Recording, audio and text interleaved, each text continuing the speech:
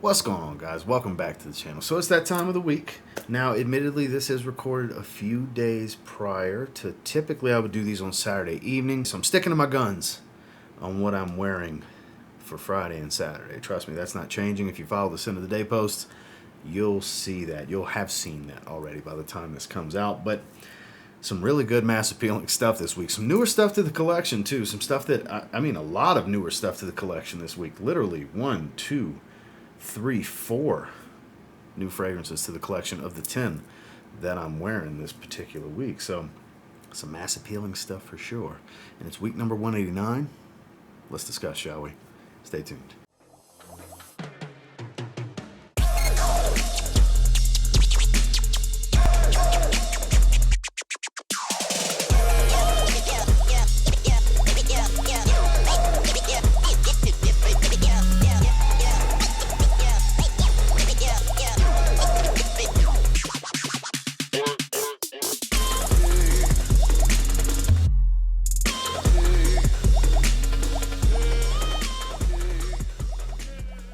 Starting off on Sunday, this is just a great day. I mean, we started the week off right here. The newest release in the Ralph's Club line, this is Ralph's Club Elixir, which continues to grow on me more and more with every wear, with every spray. I just did a full review on this one. So it's an earthy iris with that beautiful, lightly sweet, bright lavender note, that kind of green aromatic feel with the woods. There's some incense here. It's not loud. It's not crazy loud like we've been conditioned to think when they have Elixir on the name of the fragrance. It does last a good while, and this is kind of the most matured, refined, and well-rounded of the three fragrances in the line. If you want much more mass appealing, go back to the releases. Parfum's more mass appealing than this. The original Eau de Parfum, the most mass appealing and youthful, playful, but this one would dress up really, really well. Like I said, the floral iris here is more on the earthy side than it is like lipstick and waxy. It's powdery, but it's not as powdery as something like in the Givenchy Gentleman line or the Dior Homme line with that. Don't think that type of iris. It's more of a natural earthy type of iris, and I appreciate that. Long lasting, just not crazy loud. It sits a little bit closer, and I do really appreciate about the fragrance. If you want to hear more, make sure to check out the full review. But to start the week off during the day, I went with Ralph's Club Elixir. And then typically I don't wear stuff like this in the evening, but I get in the mood for random stuff from time to time, and Versace Dylan Blue was the itch that I had to scratch. I was enjoying it. I went anosmic to it after about an hour, don't get me wrong, but before I went to bed a few hours later, I started smelling it all over again. So it's full of synthetics and ambroxan and stuff like that, but one of the all-time greats when it comes to mass appealing, just dumb reach designer fragrances for men. Compliment getting, great performing, easy to lose your sense of smell to. Basically. Citrus, shower gel, aquatic, smoky, ambery. There's a lot going, a little spicy. There's a lot going on here. Admittedly, I did not like this fragrance the first time I smelled it. Some of you heard me talk about this before, but eventually I fell in love with this one. I'm a huge, huge fan of this. This is one of the best blues they've ever put out, in my opinion. Out the shower, of all things. Versace Dylan Blue. Moving into Monday, you'd swear it's not summertime with the choices I had in this particular day. This is a new pickup that was sent to me by the good folks over at Fragropedia House. I just featured it in a niche fragrance video. It's from a house that I've grown very fond of very quickly. I'm 2 for 2 with great choices from the house. It's from Paradis to Sens. This is called Bliss. So what's so enjoyable to me about this is it's the Tuscan leather scent profile, but the notes are jumbled. So you still get raspberry and the spicy saffron and all that good stuff. But here it's all about dry woods, oak moss, and patchouli. It's a very earthy, dry, woodsy leather fragrance.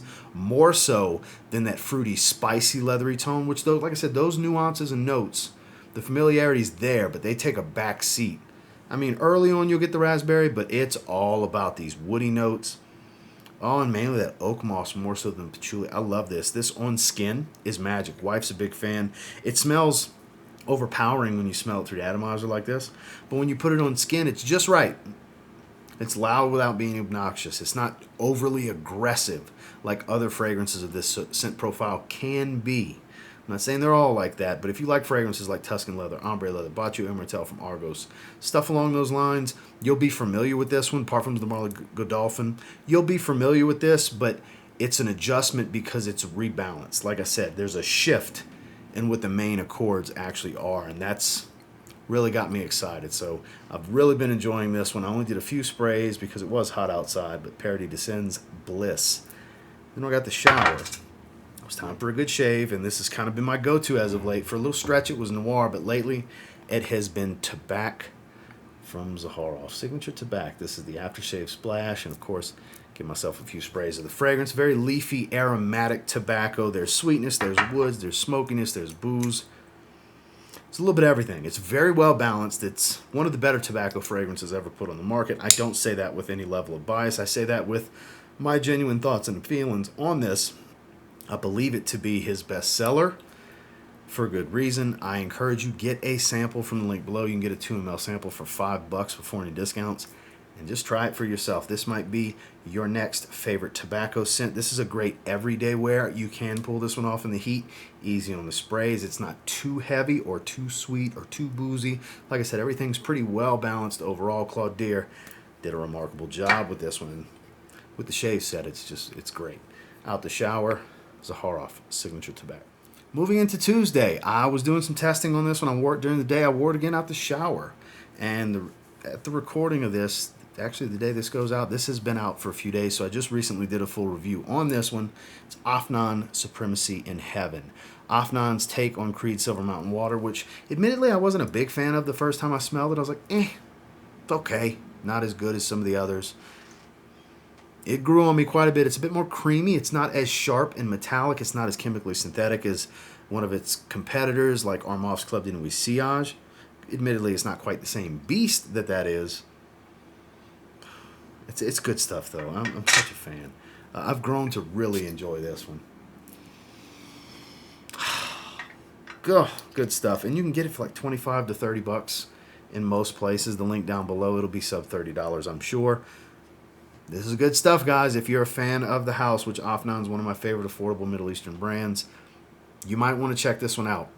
Like I said, above average performance, still has that inky metallic citric smell. The tea is not as prominent here, and the musk and sandalwood offer a little bit more of a creamy musky tone than a sharp musky tone. So all day long, Afnan Supremacy in Heaven. Moving into Wednesday, I just put out a full review on this one as well. I wore this one all day long. Wore it during the day. I wore it again out the shower. The wife is a huge fan of this one. She always brings up how much coconut she gets from it. It's a milky, sweet, creamy coffee fragrance known as Eternal Coffee from Paris Corner. And I have to say, this is a good release from them. This is one of the better ones that I've gotten recently. Aroma Concepts had sent this my way. Just put out a full review on it. I've been having it for a few weeks now. It's good stuff. It reminds me of Cream Savers and Werther's Original and hard candies, the coffee-flavored caramel-esque candies like that. It's always reminded me from the first time I smelled it of that. So if you like stuff like Cream Savers and Werther's Original, this will be a familiar type of smell to you. It's very milky, creamy, sweet. A little bit of candied coconut with some caramel and tonka bean. It's a robust coffee that it can't really be all that dark because there's so much sweet creaminess going on. It's a sweet, creamy coffee fragrance through and through. Above average performance. Not quite a beast, but it is pretty strong, and it's perfectly unisex. All day long, I went with Eternal Coffee from Paris Corner. Moving into Thursday, it was nice to reach for this one. It's been about 2 weeks since the last time I wore it, and it's such a fun fragrance for the summertime. It is Zaharoff Signature CoCoLoCo. So, bowl of fruits, vibrant cardamom, beautiful spice, fresh, spicy, almost minty-like tone. That's where the vibrance that I speak of comes from. A little bit of florals, some blonde cedar, a little bit of musk and vanilla. It's a fun fragrance, like I said. Very much vacation. Carnival from Rio de Janeiro. That was the actual inspiration for this one. Great performer. Again, I wouldn't call it a beast, but I would call it in the very strong, well above average territory in longevity, projection, sillage, all of that good stuff. I have a full review on the channel if you want to hear further details on this one. It's definitely worth checking out, I'll tell you that. Especially if you like these more tropical, fruity type fragrances, then you'll probably like what I wore during the day with Zaharoff Signature CoCoLoCo. Then I got out the shower. Apparently this is discontinued, and it was nice to reach for this one. It's been a little while. Citrus, soft leather, tonic water. and a fig leaf note. A little bit of an earthy, bitter, fruity tone. Sean John, 3 a.m. It's been a while since I've wore this one, and those of you that know, know, but those of you that don't know, you need to see the greatest atomizer in the history of fragrance. It's so satisfying to spray.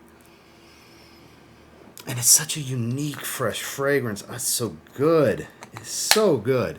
Unfortunately, it's not easy to find crazy cheap anymore. I mean, I picked up a sealed 100 milliliter bottle as a backup to this for $12.99 at Burlington a while back. I bought this unboxed 50 ml on eBay for $12 a few years ago.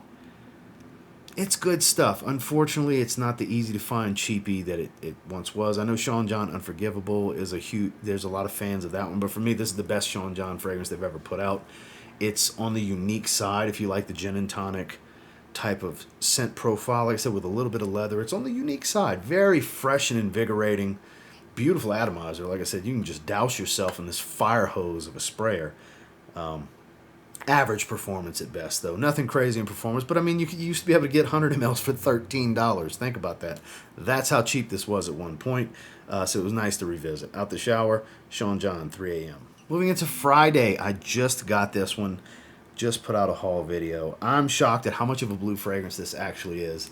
Issey Miyake Le Dissy Pour Homme Wood and Wood. This is a blue fragrance. It's full of apricot, a little bit of spice, and a lot of ambroxan. There's plenty of ambroxan here, guys. If you're a fan of that note, you'll like it. I like this fragrance. I wasn't expecting it to be as full of ambroxan as it was. Like, I went into it kind of blind. I didn't know what the note breakdown was. Altitude. It's a fresh bottle, so it's still leaking a little bit.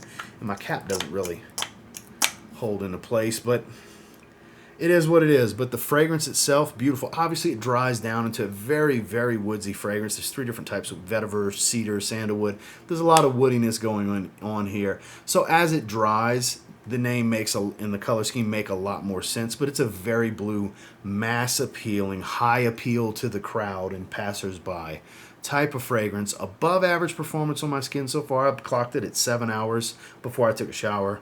The last time I was testing it, and it's just, I really like this one. I like this one more than I anticipated. I thought it would be solid. It's a little bit better than solid. Admittedly, some people aren't going to care for it because they don't like ambroxan heavy fragrances. I totally get that. It's not for everybody, but I'm here for all the ambroxan fragrances. I really, really like this one. During the day and again out the shower, I went with Issey Miyake Le Dissy Pour Homme Wood and Wood. Such a long name. And then finally on Saturday, so this is the day I'm going to pick up the U-Haul, and the moving company is going to be here to help me load the truck. So I'm just going to go with something easy. This is one of the fragrances making the trip. All the rest of these will have been packed up. Future, you're seeing this in the future from when it was actually filmed. But I'll be wearing this one. We're actually going to sleep on an air mattress Saturday night and leave early Sunday morning. So I'll have this one out. I'll probably just refresh after I take my shower that evening after we're done loading the truck and everything. Those of you not familiar with the original Prada Luna Rossa, it's not the like. Some of you have heard me say it's best to start with the original when the flankers all tie to the original's DNA. Most of the flankers don't even really smell all that much like Luna Rossa, but some of them do. So this is one that you can kind of get away with not trying the original first, but it gets lost in the shuffle for the greatness, the ease of wear, and the versatility that Prada Luna Rossa actually has always brought to the table, because there's so many good flankers. You've got both of the ocean flankers at this point. Carbon always got a ton of love. Sports, basically woody Lamal. Black gets tons of love as this powdery, ambery, just penny dropper type of fragrance, as it's being called, and so on. O Sport, underrated, beautiful citron lavender fragrance. Like, there's a bunch of good stuff. The only one I don't have is the Extreme, which is basically just an extreme take on this particular fragrance. Maybe one day, who knows? But if you want a spicy bar of soap, is basically how I've always looked at this. The lavender here, nobody does soapy when it comes to designers quite like Prada. It's a beautiful soapy lather, a little bit of citrus, and it's got this peppery feel to it. Very versatile, a little creamy, a little soft powdery tone. It's just beautiful. Underappreciated, and that's one of the main reasons I want to reach back for this one. I haven't worn it in some time, but all day long on Saturday, this is what I'll be going with. the original Prada Rossa. Well, that's week number 189's rotation. Moving week. The end of this particular week, I'm packing the truck and moving back down south, heading to Florida. And until next time, do me a favor, go ahead and like, comment, subscribe, because I do appreciate all the feedback. And I love hearing from you guys. What'd you guys wear this week? You know I love reading these comments. When I make pit stops randomly, I'll be reading the comments.